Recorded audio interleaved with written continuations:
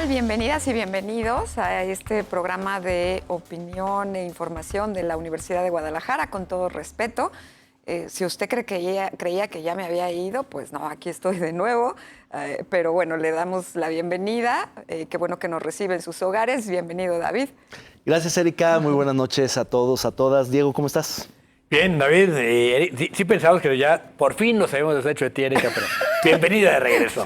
Soy mala hierba. Y bienvenidos todos. Qué bueno que nos acompañan en esta noche porque está muy sabroso el programa. Sí, así es. Y así es que hay que empezar con la sección que usted ya conoce, que tiene que ver con los temas internacionales que están colocados en la agenda de discusión pública.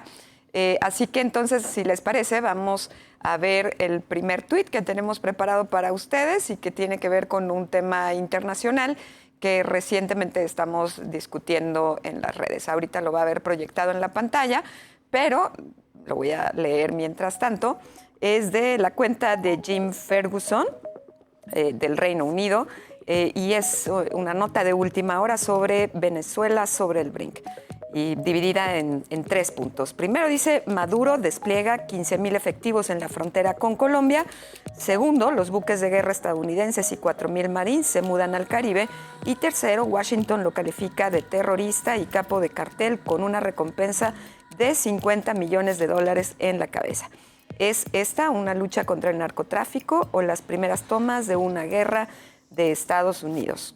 Es importante el contexto, señalar que, bueno, en medio de este despliegue de norteamericanos, Maduro ha reaccionado con el despliegue también de cerca de 40,000, decía, o 4,000 milicias o milicianos. 4 millones de milicianos. 4 millones de milicianos que tienen una figura específica en Venezuela, ¿no? Y que no son propiamente parte del ejército, pero también respondió con 2 pasteles cumpleañeros en un tuit que publicaba. ¿Cómo ves, Diego? Híjole, me parece que... A ver, los dos personajes son impresentables, tanto Maduro como Trump. Entonces, de repente decir es que quién es el bueno o el malo en esta película, pues yo creo que los dos son personajes muy, muy complicados y funestos para la humanidad como tales. Uh-huh. Ahora, Maduro es el líder de un cártel. Yo nunca había oído hablar del cártel de los soles. De repente se lo saca de la manga Estados Unidos, pone a Diosdado Cabello, que es este personaje más siniestro dentro del esquema venezolano, ¿no? Y a Maduro le incautan propiedades por $700 millones. No sé si todo era de Maduro o si todo se lo van a poder incautar, pero lo cierto es que hay una gran presión y lo que están dejando ver es que sí hay una enorme corrupción en el gobierno venezolano y un presidente que sí es un presidente espurio, que nunca pudo demostrar que ganó la elección. Así es. Una elección sumamente controvertida, no reconocida por la mayoría de los países de la comunidad internacional. Y entonces me parece que lo que está haciendo Trump es aprovechando. Es decir, no dudo que Maduro sea todo lo impresentable que queramos decir, pero sí me parece que Trump está aprovechando ante el fracaso en Ucrania, el fracaso en Gaza, que dice una cosa y siempre sucede otra.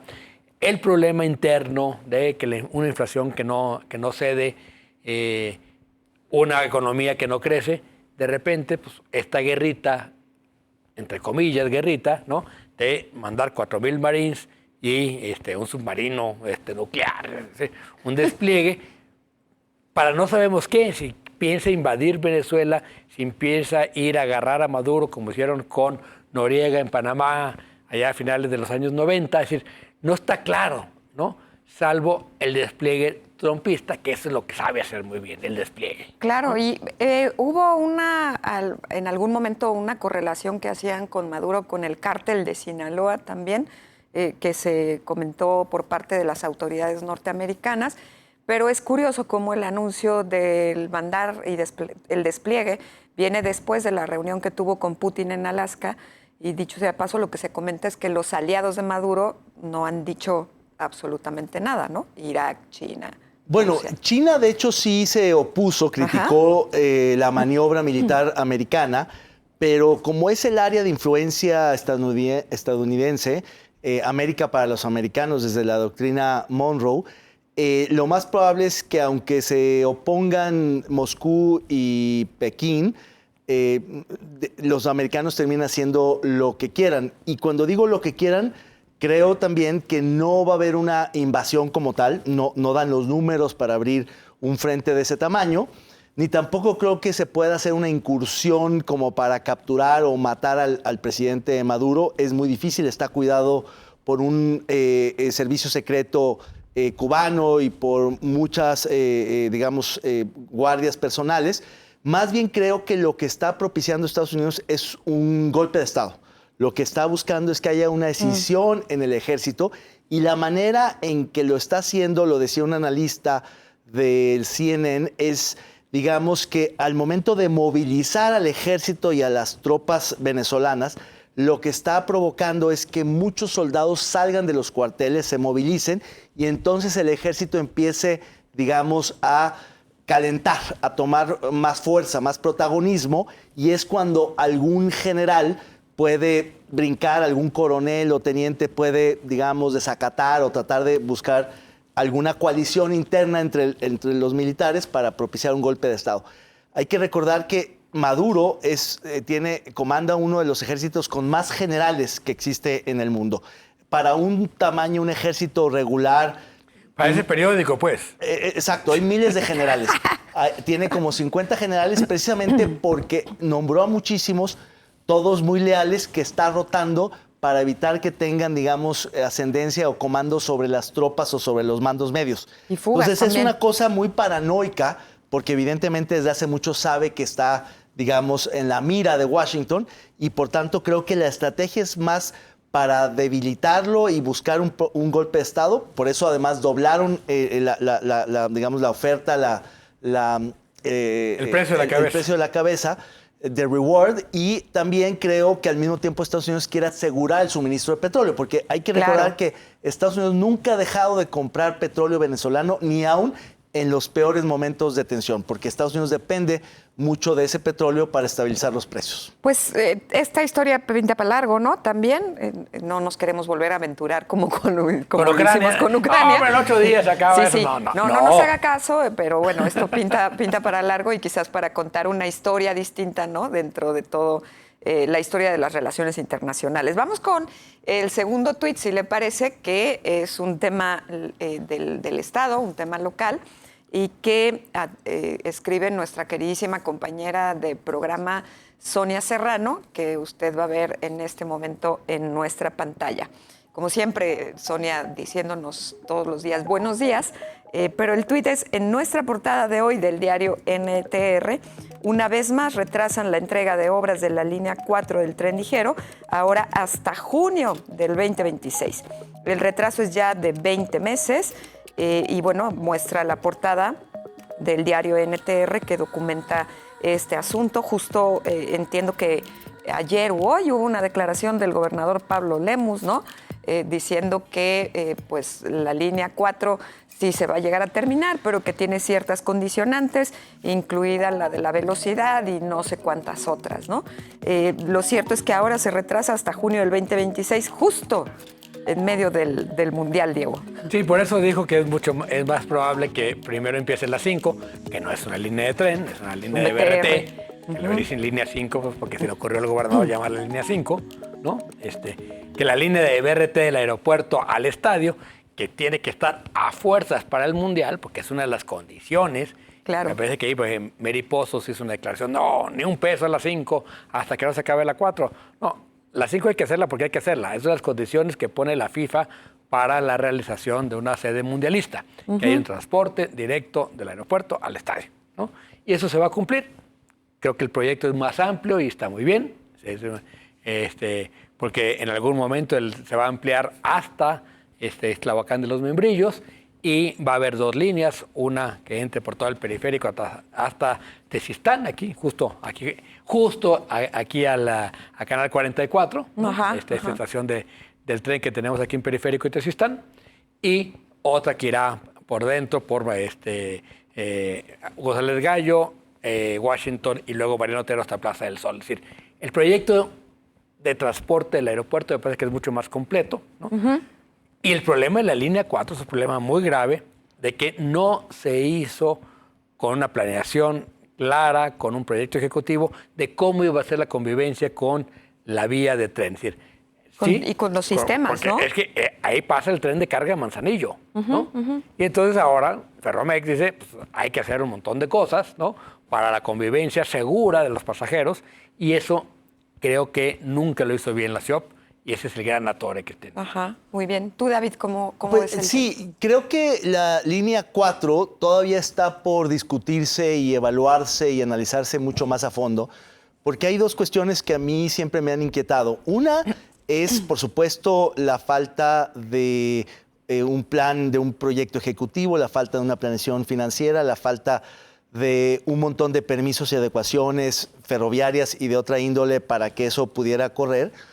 Pero más allá de eso, un tema de la ausencia de estudios técnicos de factibilidad que hubieran en su momento puesto en duda la factibilidad de una línea tan cara, que al final va a terminar siendo, va a costar el doble del presupuesto inicial, pero que no va de ninguna parte a ninguna otra, es decir, que no conecta a la ciudad, que Es en todo una línea caso nomás. la dispersa, la lleva más al sur. Es decir, con ese dinero, el inicial de 10,000 o el final de 20,000, se podría haber hecho otra línea, al menos de BRT, porque efectivamente ya cada vez va a ser menos factible. Un tren es muy caro, necesitas un aforo muy alto para que se justifique, pero sí líneas de BRT que pueden costar, las muy chicas de entre 5,000, las medianas de 10,000 y las grandes de 15, con BRTs que hubieran terminado de cerrar el sistema de movilidad de la ciudad, redensificando la movilidad, no tanto dispersándola.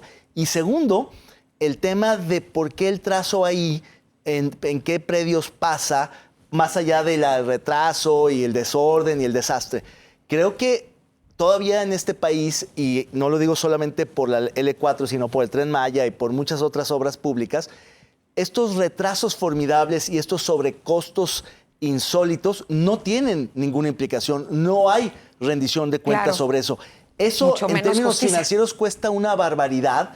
En términos de quitarle presupuesto a otras partidas y otros proyectos, cuesta muchísimo y no pasa nada. Es decir, no se llama a cuentas a nadie. Y el responsable de esa línea 4 hoy sigue siendo el titular de la Secretaría que está haciendo muchas otras obras. Sí.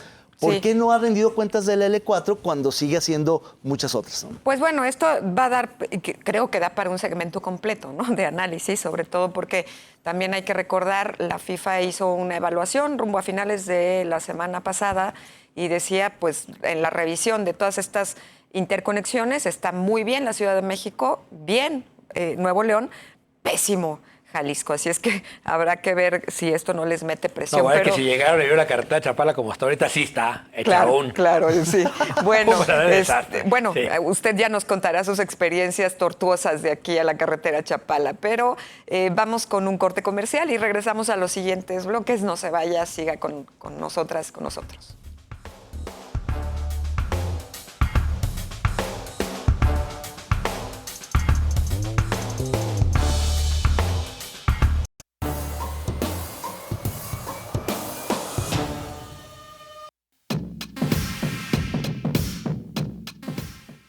Ismael El Mayo Zambada, ex líder del cártel de Sinaloa, se declaró culpable este lunes 25 de agosto de 2025 en una corte federal de Brooklyn por cargos federales de conspiración y por dirigir una organización criminal dedicada al narcotráfico en Estados Unidos. Admitió su responsabilidad en el ingreso masivo de drogas como cocaína, heroína, metanfetaminas y fentanilo, así como en actos de violencia, corrupción de autoridades mexicanas y muerte de civiles. Su sentencia está prevista para el 13 de enero.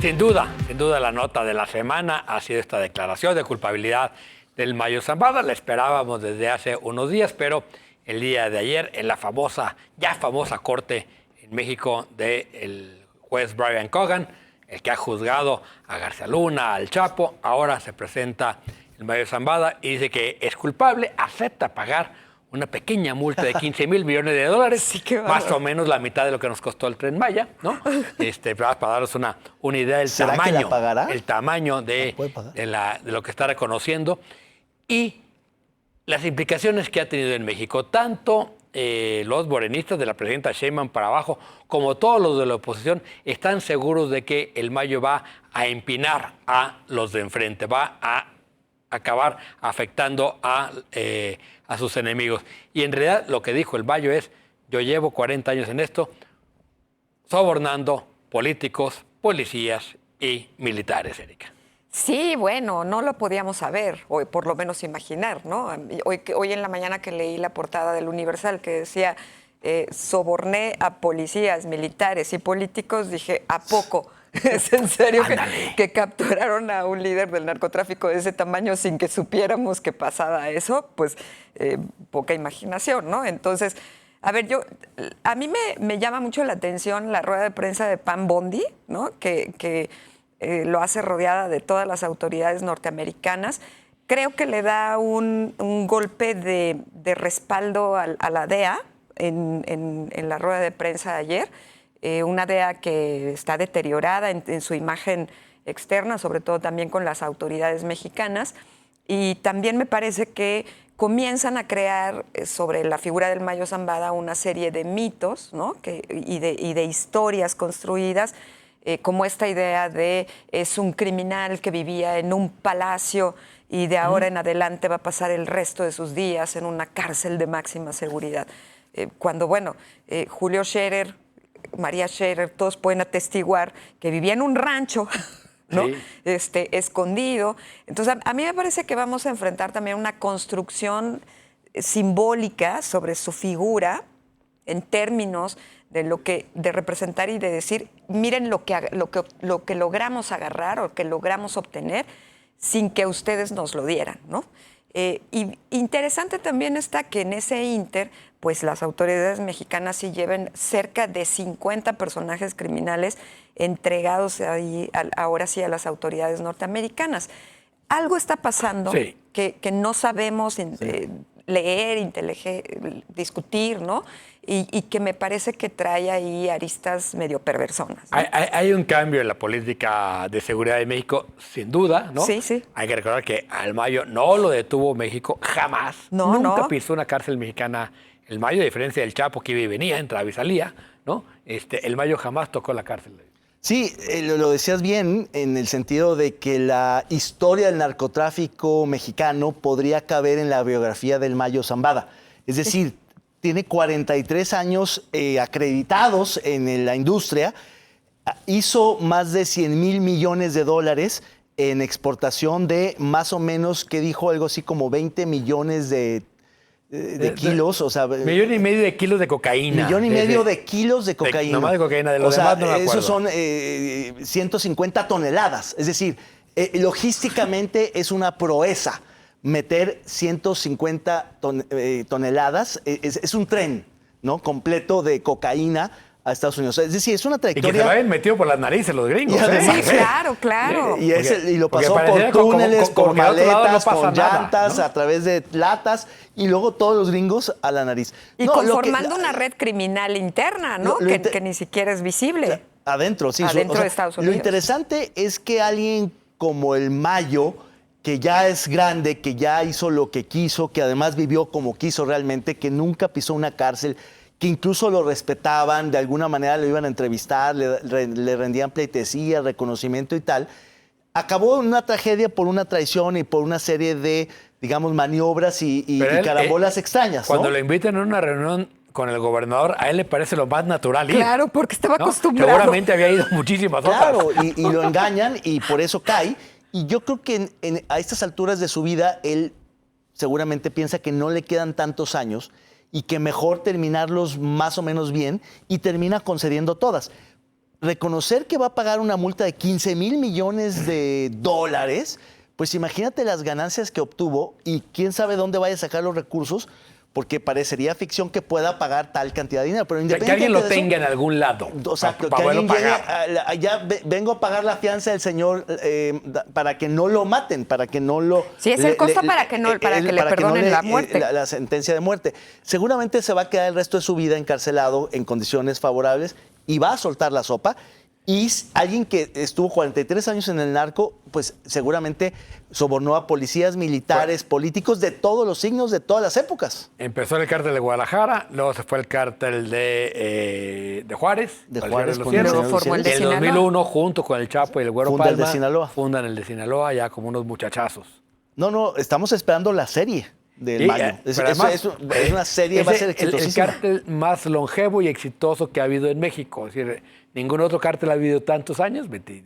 3 años y suponemos Desde el que 95, una luego vez, 30 años. ¿qué? Desde que...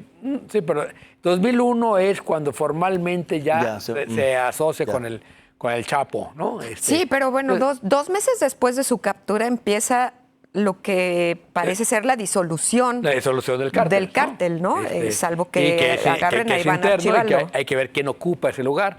El cártel de Jalisco está muy metido en esa guerra, por lo que parece, por lo que hemos visto últimamente. Ahora, es muy curioso cómo en Estados Unidos pareciera que el crimen organizado es un tema de México. ¿no? Allá no existen Como que allá cárteles, no existe. ni capos. Como que ni llega redes. la droga a la frontera y se va directo a las narices de los estadounidenses, ¿no? O sea, ¿cómo llega esa droga? Claro. Nunca se habla de sobornos a autoridades estadounidenses.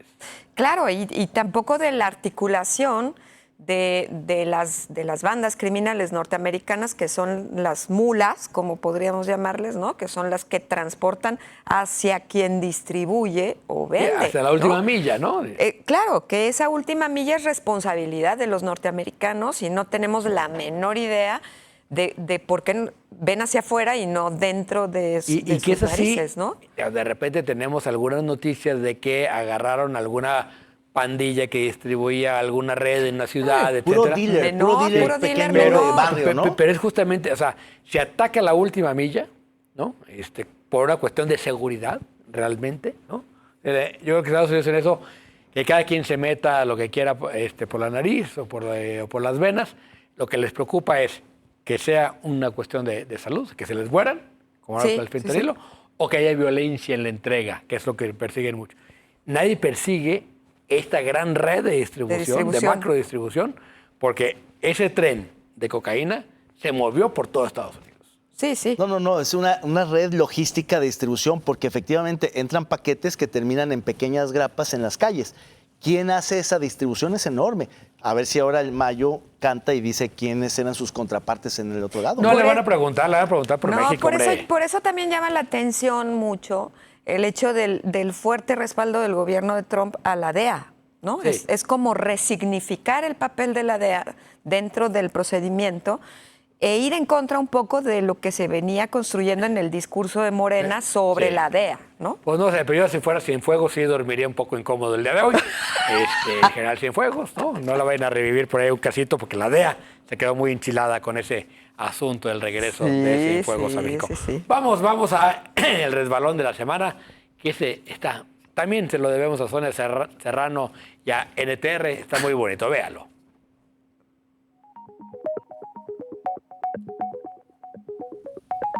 Pues ahí está, es la cabeza que dice opaca la contratación de María Elena Limón. La cabeza es un poco críptica, ¿no?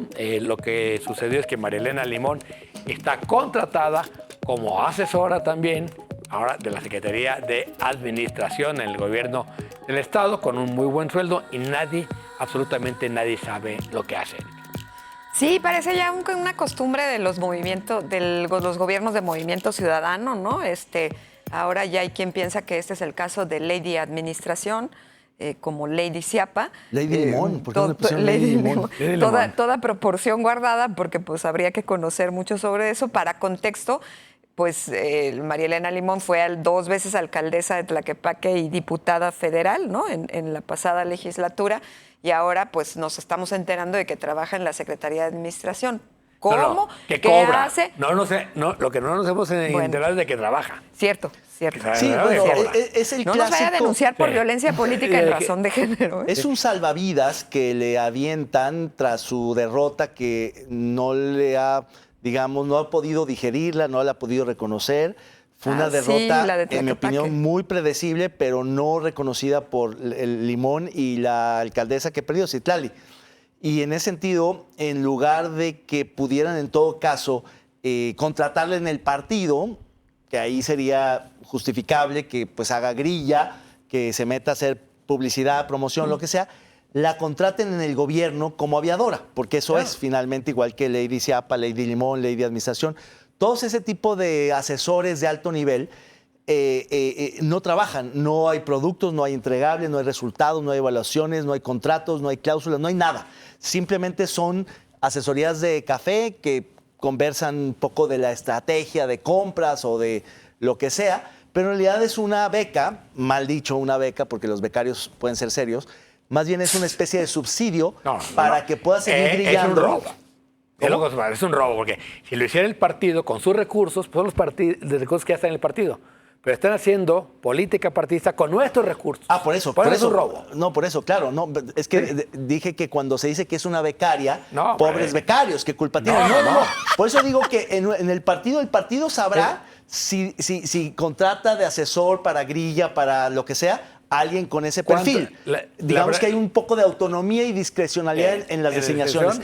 En la Secretaría no se vale, en el CIAPA tampoco, en ninguna otra parte se tendría que valer. Bueno, hay muchos más aviadores de los que pensamos. Vamos a un corte. No le cambie. Regresamos. Y famosos y famosos.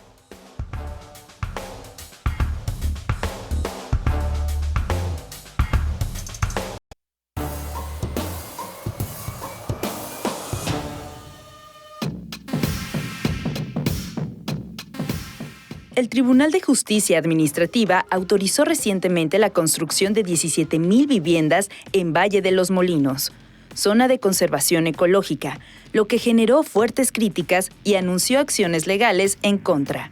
Ahora, el mismo tribunal analiza autorizar una torre de departamentos de 15 pisos y 140 unidades en un terreno en zona de recarga hidrológica del Bosque Los Colomos.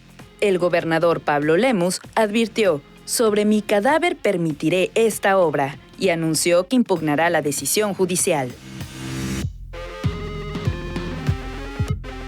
Bueno, pues bienvenidas, bienvenidos de regreso. Nos encontramos en el primer bloque, en el tercer bloque, más bien, qué bueno. ¿verdad?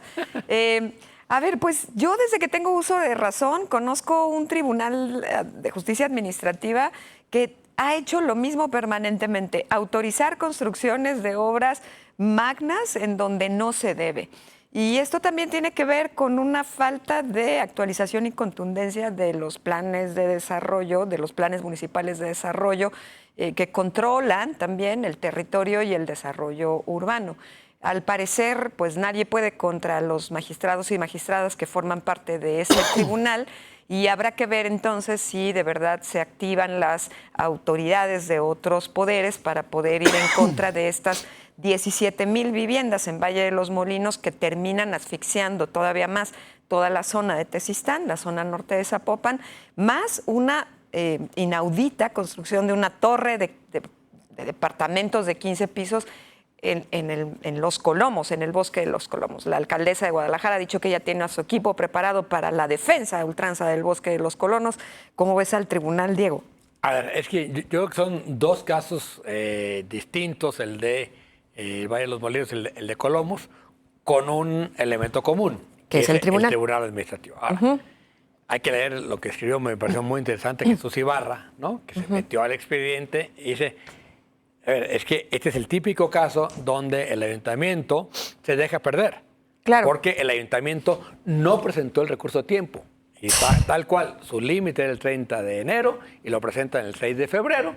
Y con eso ya queda perdido el caso. Entonces hay que ver si no hay dentro del ayuntamiento alguien que esté coludido en este caso y que sea justo la estrategia de: yo no te puedo dar el permiso, compadre, pero tú demándame y yo pierdo, ¿no? Tanto el de Zapopan como el de Guadalajara, ¿no? En el caso de Guadalajara hay que recordar que este es un predio que justamente está entre la parte entre Kia, la agencia de Kia, que ya hay una construcción ahí, y Pabellón, que también hay una construcción. Sí. Cuando se discutió, ustedes se acordarán, porque además Raúl Padilla fue protagonista y la UDG fue protagonista de esa batalla contra Pabellón, lo que quedó claro es que ese predio no era de Los Colomos, era un predio que había sido de un predio distinto que se llamaba Santa Isabel, ¿no? En un fraccionamiento se llama Santa Isabel, que luego quedó partido por la calle Acueducto y por la calle Patria.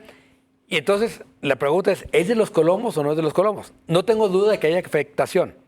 La pregunta es, ¿cómo está documentado en el ayuntamiento qué usos de suelo tiene para ver realmente qué es lo que se puede o no hacer en ese predio?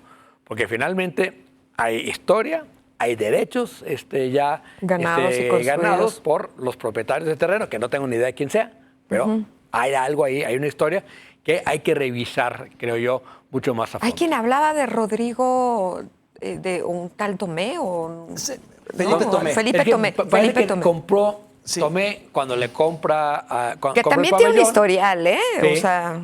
bueno, tenía, ya causó baja de Sí, inventario, sí. ¿no? Pero parece que es del mismo grupo, lo compraron junto con Pabellón. Okay. Claro, y con algunos desarrolladores, como entiendo, los Covarrubias y varios que tuvieron ahí intereses y construyeron. Ellos fueron los que hicieron Pabellón y le venden a Tomé. Claro. Sí. Es irregular toda esa zona porque efectivamente no está claro si estaba dentro de los límites los límites originales del bosque, pero ciertamente se decretó como área protegida desde hace mucho. El hecho de que sea propiedad privada no te da el derecho a desarrollar, y mucho menos si los planes parciales no lo permiten. Ese es el tema. Es como el caso de la Primavera, donde hay ejidatarios, propietarios particulares y demás, lo cual no significa que por ser dueño de un pedazo de la Primavera puedas fincar. El uso exclusivo del bosque de la Primavera es ecológico y punto. Sucede exactamente lo mismo acá. Lo que pasa es que hay algunos dueños que en su momento compraron pensando en que en algún momento se les permitiría construir, cambiaría la vocación del suelo y los planes parciales así lo permitirían. No sucedió así. Y ahora esta demanda se finca en que, como sí le otorgaron el permiso a la agencia de coches y a la plaza comercial, hay derechos adquiridos. Como si una ilegalidad más otra ilegalidad hiciera legal otra tercera ilegalidad. Eso es lo que están peleando. Claro. Ya hicieron cochumpo, ya hubo corrupción, déjenos a nosotros también, porque es parejos, todos coludos o todos rabones. Me parece un despropósito. Ahora, el punto que dice Diego y lo que narra Jesús Ibarra en su columna, y muchos lo hemos denunciado con el caso del CIAPA, de quién realmente hace las cosas dentro, quién es el caballo de Troya, quién es el que traiciona, es muy interesante, porque lo que está sucediendo es que muchos de estos proyectos simplemente se posponen un trienio o un tiempo y sí se hacen. Pasan pero por en el un tiempo alcalde, de ahora, por otra alguien dice, alcaldesa. como el propio Lemus, sobre mi cadáver, sí, pero cuando Lemus salga, estará todo listo para que el siguiente diga, bueno, es que ya se perdió y como la Villa Primavera, como la Villa Panamericana. la Villa Panamericana se tiene que hacer, ya ni modo. Y así pasa. Y lo que nunca se revisa una vez más es quién es el responsable de ese tipo de demandas, de responderlas, el jurídico de los tiempos. Ese jurídico del CIAPA que hizo lo mismo de que se dejó perder con el despacho que cobró 15 millones sin hacer nada, ya está en el jurídico del Instituto de Vivienda, y luego pasa acá, son una red de vivales en colusión con varios magistrados del Tribunal Administrativo que se dedican a hacer esos negocios. Y los políticos que saben y los toleran se rasgan las vestiduras para decir sobre mi cadáver cuando saben que... Además, ¿no? la familia Tomé, porque ya es el hermano ahora el que está... Sí. Tomé se distinguió por este mecanismo, encontrar el mecanismo de decir, yo los demando en el tribunal, saco las licencias todo el tribunal, no toco, ni siquiera iba al ayuntamiento, todo era a través del tribunal, ¿no? Yo creo que en colusión con el ayuntamiento. En el caso... Lo reconoció en una entrevista, Sí, por eso se hizo famoso. Sí. Y luego, en el caso de ese predio concreto, el de Pabellón, donde hizo la torre, el CIAPA nunca le dio la licencia, la factibilidad, y se siguen surtiendo con pipas, ¿no? Sí. Que si ustedes pasan por ahí, Sí, siempre hay una pipa y siempre hay una patrulla de seguridad privada. Sí. Incluso hay seguridad privada viviendo adentro del terreno que está cercado, pero que lo cuidan. Lo más grave es que esa zona baja es donde se recargan los mantos de los colomos. Es decir, ahí es la frontera con el río y con Patria. Entonces, si tú eso lo urbanizas... Olvídate. Es decir, es irregular Pabellón, es irregular la agencia de coches Kia, nunca debieron estar. Apelar a que porque están esas dos construcciones ya tendrías derecho a esa, no. Pero así es como funcionan, Y el Tribunal Administrativo ya lo cambiamos una vez, 2 veces y sigue siendo la misma corrupción. Sí, sí. Porque está diseñado para eso. Oye, ¿y la Procuraduría de Desarrollo Urbano, Urbano la proveedora Desarrollo desaparecida. Urbano, ¿qué? Desapareció. ¿Dónde Buena está, pregunta, no? buena pregunta. Prodeur desapareció. Prodeur está desaparecida cuando tendría que estar participando en estos debates, ¿cierto? Claro. O sea, y Está ahí... escondido el procurador. Creo que lo invitaron a este evento de Hábitat Latam en la Universidad de Guadalajara. Sí, el que está me desde el sorprendió lunes. mucho, pero fuera de esa aparición, que no sé si fue o no, ha estado absolutamente ¿Ustedes desaparecido. se acuerdan cómo se llama? ¿Cómo se llama, es más? No, de hecho, a mí me tocó participar en el nombramiento de él cuando no obtuvo la mejor ¿fuiste tú, calificación. bruto? Ay, no. Ahí está. No, Error, mea bueno, culpa, ciertamente. Ahí un compañero le dio una buena nota, lo subió y el Congreso dijo, pues los primeros no, cuate, y lo jaló, y un pago de favores a unos expanistas. Y ese es el caso del procurador de Urbano del Estado, que está Desarrollo Urbano. desaparecido. Habría que poner algún anuncio a ver si se aparece. Anótelo usted, querido televidente, porque ya David nos dio la ruta exacta de cómo fue elegido el procurador, que no sabemos dónde está, ni qué hace, ni Pero sí cobra, cómo, ¿eh? pero sí cobra bueno, también, entonces ¿no? sí. También Ok, cobra. bueno, sí. Algo que también me Y parece... sí nos preocupa que su mujer no vaya a quedarse dinero para la leche, pues. Algo que también creo que es evidente es la ausencia del ayuntamiento sobre el control del territorio cuando se supone que son quienes gestionan el territorio. reactivos, ¿no? Entonces, ¿no? creo que, pero tenemos años con ayuntamientos así, Sí. que terminan siendo reactivos. Tenemos años con ayuntamientos que postergan 3 años y luego 6 la discusión de los planes urbanos, ¿no? Porque luego los impugnan y el Tribunal Administrativo los exacto. cancela. Entonces es el juego de nunca acabar. Sí, y luego nos preguntamos por qué es tan popular la reforma judicial, que básicamente para muchos significa Claro, echar claro. a la calle a estos magistrados corruptos. Y luego pues ahí está el caso. La gente está indignadísima con este tipo de fallos y sentencias, y hay algunos cínicos que saben que, aunque se van a ir pronto a su casa, se van a ir con los bolsillos llenos. Claro. Y hay gente muy honesta en el tribunal. Conozco magistrados que han querido enderezar el barco ahí, pero no pueden contra estos porque están absolutamente amparados, apalancados, Y empoderados. a través de... La Sí, próxima sí. vez que se inunde, acuérdese de los magistrados, del desarrollo, Sí, del sí, procurador sí. del desarrollo urbano, de los regidores, Sí. todos. Pues, Acuérdese de ahí y de su mamá también. Oye, pues a propósito de este tema, yo creo que sería interesante que viéramos el video para ponerle nombre y que atiende a este asunto. Vamos a verlo porque el gobernador del estado nos volvió a regalar una joya. Los curadores más experimentados de Con Todo Respeto han preparado esta exquisita pieza de arte visual. No lo vamos a permitir, no lo vamos a permitir. El gobierno del estado de Jalisco no va a permitir que se construyan ni las 17,000 casas en Valle de los Molinos, ni vamos a permitir que se construyan esas torres que dieron permiso una magistrada y magistrado del Tribunal de lo Administrativo. Le vamos a dar para atrás, eso no va a jalar. Se los prometo y se los dije un día sobre mi cadáver. Usted, póngale el nombre. Pues ya ve, de los creadores de Al Estilo Jalisco, sobre mi cadáver. ¿Qué nombre le pones? Pues que tenga vigencia este video una década para que realmente no se construya eso. Muy bien. Yo le pondría algo huele a muerto en Dinamarca.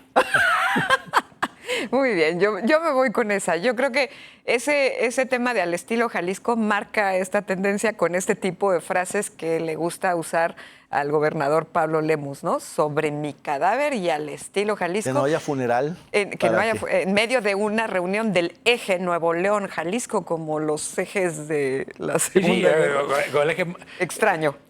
Que era Berlín, Roma, Tokio. Exacto, el Berlín, Ay, Roma, Tokio, y ahora tenemos el eje Nuevo León, Jalisco. ¿Para qué? No sabemos. Pero bueno, guarde el video y después recordémoselo al gobernador en unos cuantos añitos para ver el nivel de compromiso que tiene. Así es que bueno, terminamos con este bloque y venimos rumbo al cierre del programa con el cuarto bloque. Quédese con nosotros, no se vaya.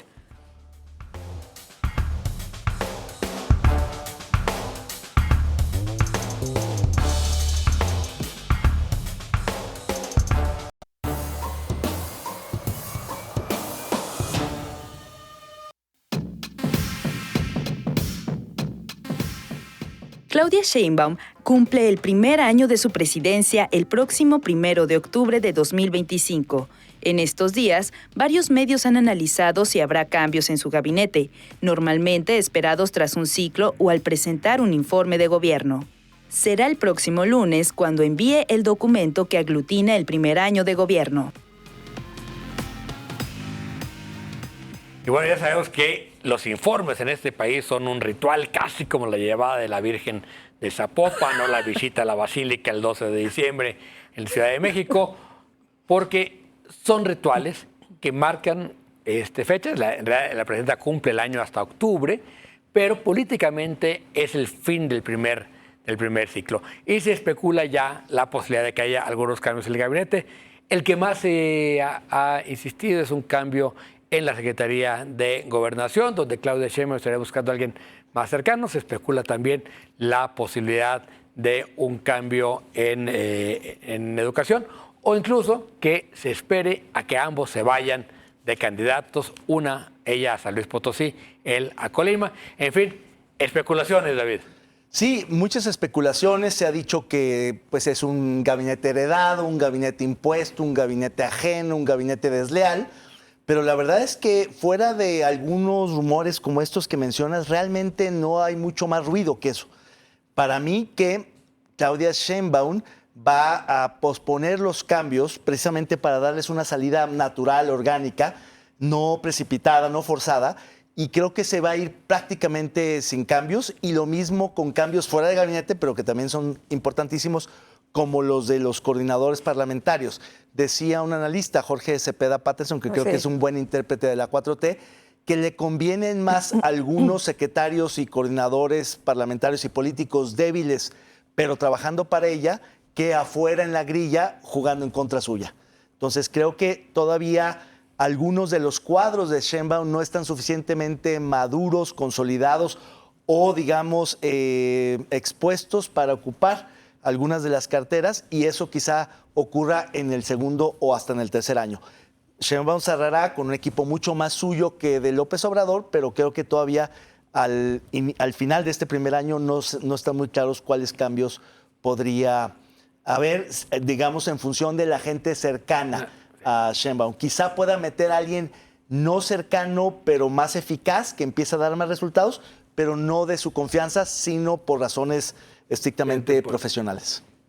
Pues yo de entrada veo un gabinete muchísimo más presente que el que tuvo López Obrador, que eso se agradece, ¿no? O sea, por lo menos ya reconocemos nombres, tenemos posicionadas ciertas figuras, y veo yo que la presidenta les da juego, ¿no? En términos no solo de aparecer en la mañanera, sino de también estar en actos y diseñar algunas estrategias. Eso a mí me parece bien.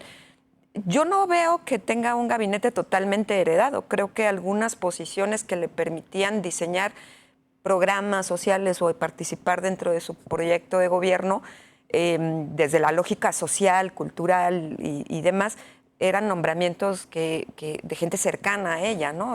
Ciencia y tecnología, medio ambiente. A mí me parece que no es todo heredado, ¿no?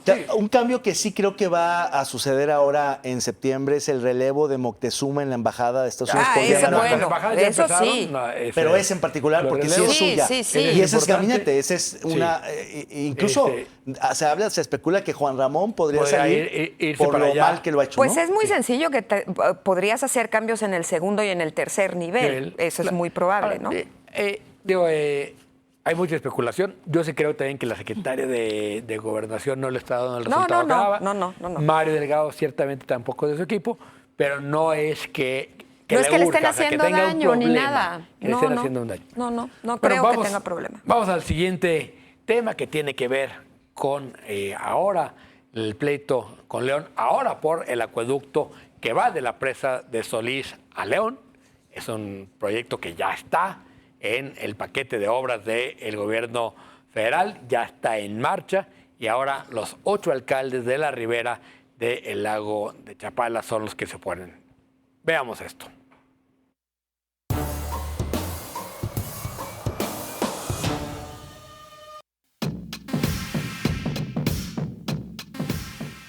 8 alcaldes de la Ribera de Chapala y diputados locales exigen frenar el acueducto Presa Solís León, pues temen que reduzca el caudal del lago, afectando ecosistemas, pesca, turismo y abasto de agua para Guadalajara. Plantean crear una mesa técnica con Conagua, Semarnat y gobiernos estatales antes de continuar.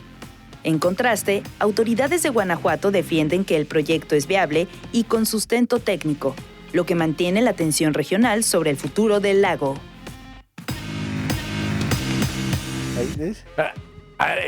Efectivamente, por supuesto que va a haber una afectación, lo comentamos aquí creo hace 15 días.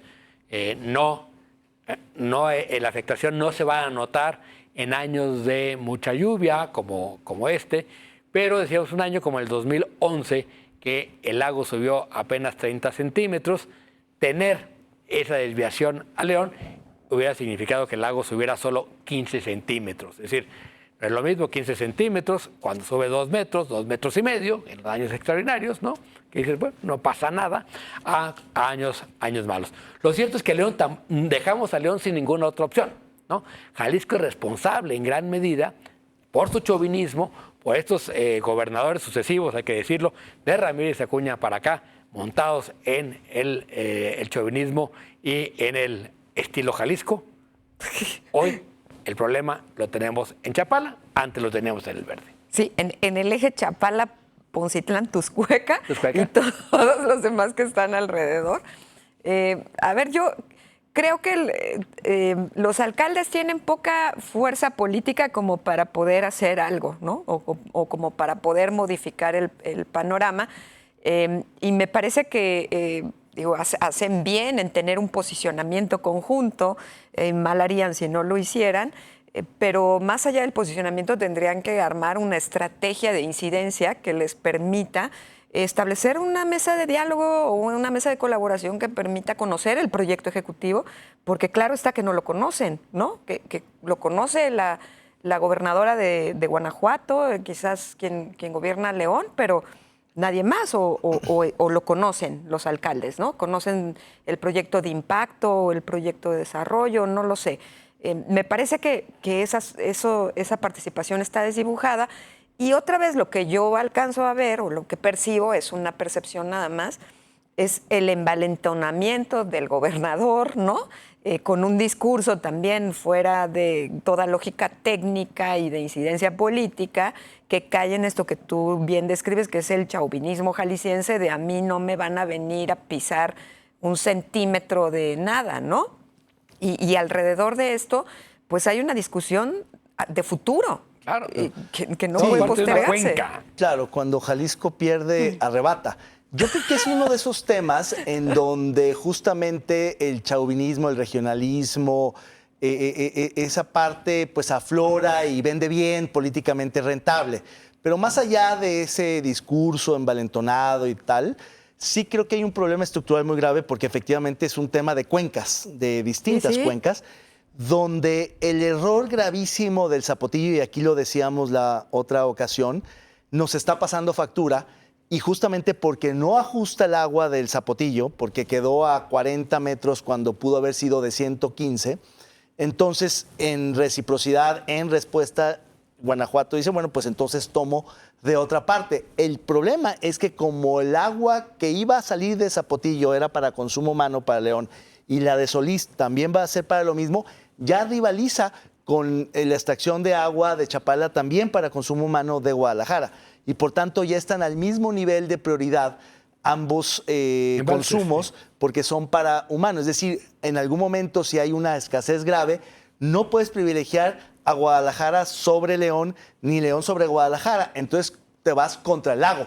Y entonces en un estiaje, digamos, sostenido de una larga temporada de varios años, podrías terminar desecando el lago de Chapala por suministrar agua a la desviación de Solís y el acueducto de Guadalajara y el Lerma que cada vez escurre menos y por tanto pues acabarte el lago, que ¿no? lo único seguro es que va a volver a haber. Es decir, es cíclico. Ciclos de temporada baja para Chapala, de estiajes largos, de años secos.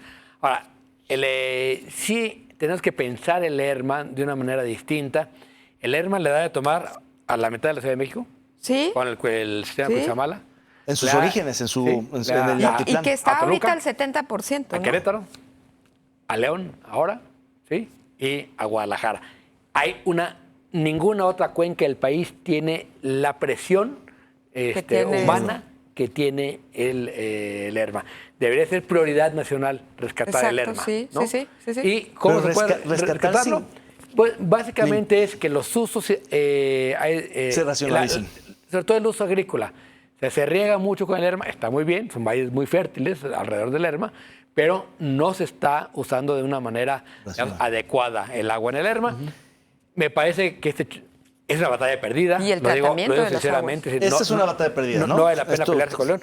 Lo que hay que pelearse es cómo rescatamos la cuenca de todos y para todos. No, y cómo articulamos todos los intereses, Los intereses y, las, de y las todos. representaciones políticas de, de un, todos, ¿no? de un solo país. Tristemente Claro. es una batalla perdida, el proyecto está en marcha Sí. y pues simplemente es una, ¿no? Bueno, es hora de retirarnos. Muchas gracias. Ya nos están haciendo señas como desde el dogout de que ya es hora. Gracias Erika, gracias David. Gracias. A ustedes que nos acompañó esta noche desde casa. Nos vemos el próximo martes. Con todo respeto.